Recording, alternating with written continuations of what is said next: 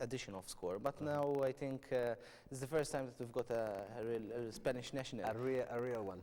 A real one. The real thing. Very well. Let's start from the basic question. You're not related to Calderón, the president of Real Madrid, right? I'm not, of course not, and I'm actually pleased not to be related to nothing personal. But for a true Barca fan to be related to anything like a former president of Real Madrid, in principle, is not good. Mm-hmm. So. Pedro, Barcelona playing against Valencia this Sunday at 7 o'clock. Unfortunately, you missed on the maximum of points in your last game because you drew away to Almeida 2-2.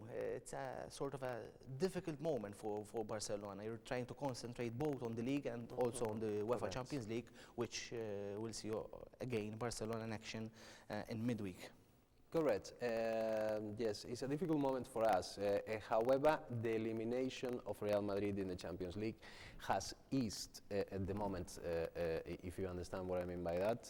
There was a moment last week when we drew against Almeria, then Real Madrid equalized on points on the goal average. They're actually leaders in the Spanish league. The tension was mounting. The media, the Madrid media, the main newspapers in Madrid was starting already the campaign this year. We are already there we've got the same points as Barca, etc., etc. And it's true that there was a little bit of panic in Barcelona, in the team, in the media, in everything surrounding Barca.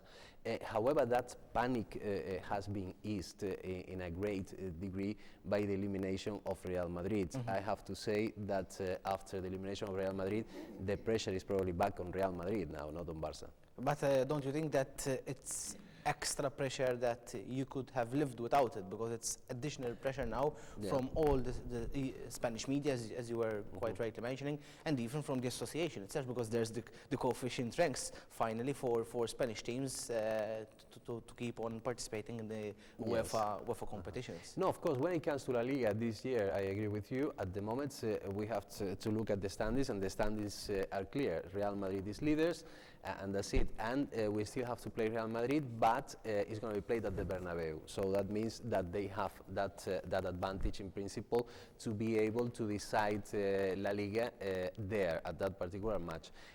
However, there's still quite a few matches left before that match, and the key of the season is going to be to get to the Bernabeu match against Real Madrid in the same with a little advantage or equal points, so that that we can, or even with a few points, so that if we lost at the Bernabeu, we still could stay there. It's not going to be easy, obviously, but the key now is going to be for Real Madrid to come back after what it has been this elimination at Lyon, which is unanimously considered anywhere in Europe, imagine in Spain, as an absolute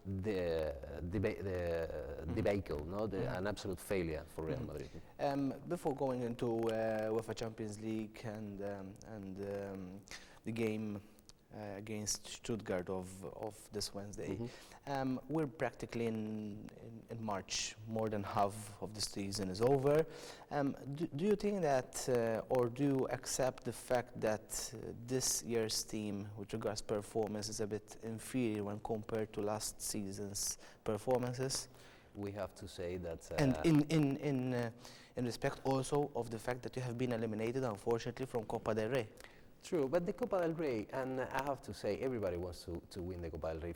For a team like Barca or Real Madrid, the Copa del Rey is not a big issue as long as you win either La Liga or La Champions League. No? But anyway, apart from that, the performance of the team this year can never be compared to the performance last year.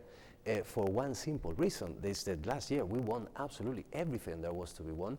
We won the Spanish Liga, the Spanish Cup, the Champions League, and then we won the European Super Cup, and finally we even got the World Championship clubs, exactly.